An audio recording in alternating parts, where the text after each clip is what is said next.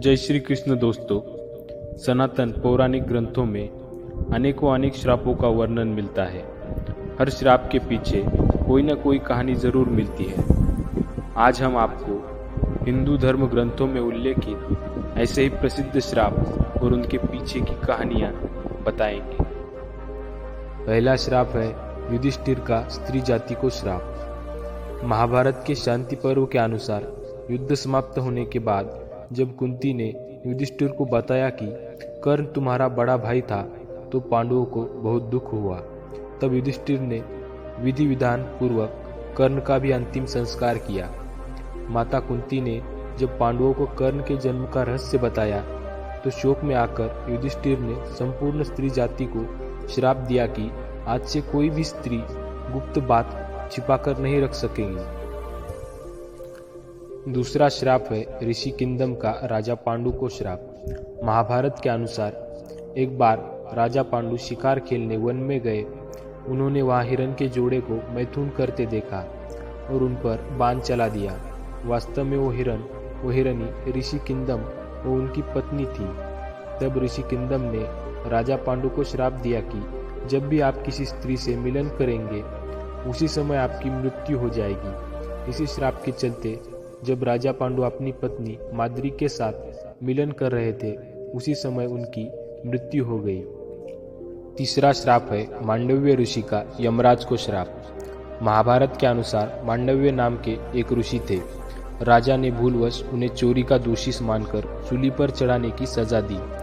सूली पर कुछ दिनों तक चढ़े रहने के बाद भी जब उनके प्राण नहीं निकले तो राजा को अपनी गलती का एहसास हुआ और उन्होंने मांडव्य ऋषि से क्षमा मांगकर उन्हें छोड़ दिया। तब ऋषि यमराज के पास पहुंचे और उनसे पूछा कि मैंने अपने जीवन में ऐसा कौन सा अपराध किया था कि मुझे इस प्रकार झूठे आरोपी की सजा मिली। तब यमराज ने बताया कि जब आप 12 वर्ष के थे तब आपने एक पतंगे की पूंछ में सींग चुभाई थी। उसी के फलस्वरूप आपको ये कष्ट सहना पड़ा। तब ऋषि मांडव्य ने यमराज से कहा कि 12 वर्ष की उम्र में किसी को भी धर्म या अधर्म का ज्ञान नहीं होता। तुमने छोटे अपराध का बड़ा दंड दिया है, इसलिए मैं तुम्हें श्राप देता हूँ कि तुम्हें शूद्र योनि में एक दासी पुत्र के रूप में जन्म लेना पड़ेगा। ऋषि मांडव्य के इसी श्राप के कारण यमराज ने महात्मा विदुर के रूप में जन्म लिया। चौथा श्राप है नंदी का रावण को श्राप। वाल्मीकि रामायण के अनुसार एक बार रावण भगवान शंकर से मिलने गए। वहां उन्होंने नंदी जी को देखकर उनके स्वरूप की हंसी उड़ाई और उन्हें बंदर के समान मुख वाला कहा। तब नंदी जी ने रावण को श्राप दिया कि बंदरों के कारण ही तेरा सर्वनाश होगा। अगला है उर्वशी का अर्जुन को श्राप। महाभारत के युद्ध से पहले जब अर्जुन दिव्यास्त्र प्राप्त करने स्वर्ग गए तो वहां उर्वशी नाम की अप्सरा उन पर मोहित हो गई। यह देख अर्जुन ने उन्हें अपनी माता के समान बताया। यह सुनकर क्रोधित उर्वशी ने अर्जुन को श्राप दिया कि तुम नपुंसक की भांति बात कर रहे हो, इसलिए तुम नपुंसक हो जाओगे। तुम्हें स्त्रियों में नर्तक बनकर रहना पड़ेगा। यह बात जब अर्जुन ने देवराज इंद्र को बताई तो उन्होंने कहा कि अज्ञातवास में यह श्राप तुम्हारी मदद करेगा और तुम्हें कोई पहचान नहीं पाएगा। अगला है तुलसी का भगवान विष्णु को श्राप। शिव पुराण के अनुसार शंखचूड़ नाम का राक्षस था। उसकी पत्नी का नाम तुलसी था। तुलसी पतिव्रता थी, जिसके कारण देवता भी शंखचूड़ का वध करने में असमर्थ थे। देवताओं के उद्धार के लिए भगवान विष्णु ने शंखचूड़ का रूप लेकर तुलसी का शील भंग कर दिया। तब भगवान शंकर ने शंखचूड़ का वध कर दिया। यह बात जब तुलसी को पता चली तो उसने भगवान विष्णु को पत्थर हो जाने का श्राप दिया। इसी श्राप के कारण भगवान विष्णु की पूजा शालिग्राम शिला के रूप में की जाती है।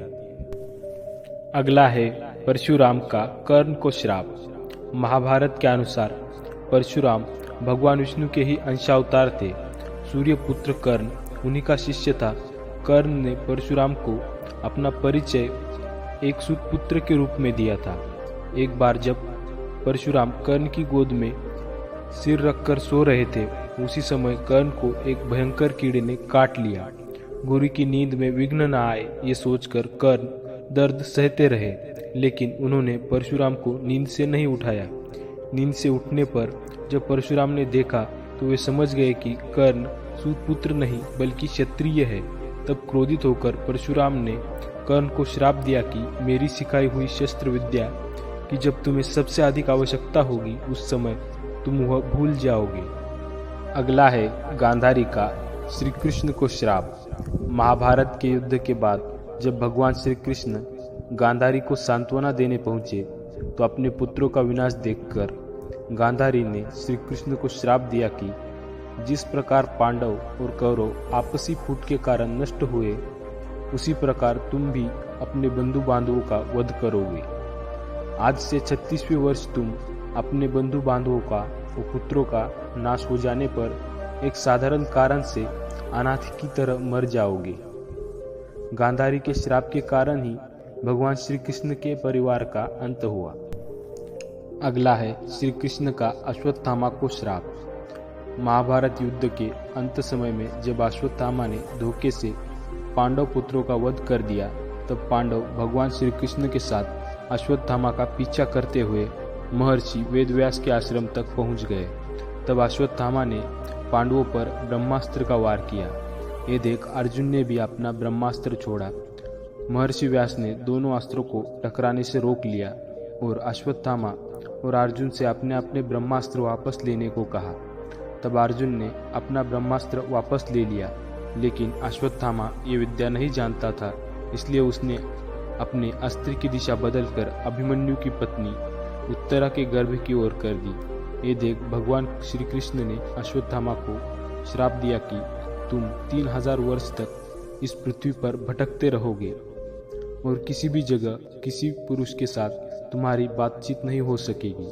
तुम्हारे शरीर से पीप और लहू की गंध निकलेगी, इसलिए तुम मनुष्य के बीच नहीं रह सकोगे, दुर्गम वन में ही भटकते रहोगे।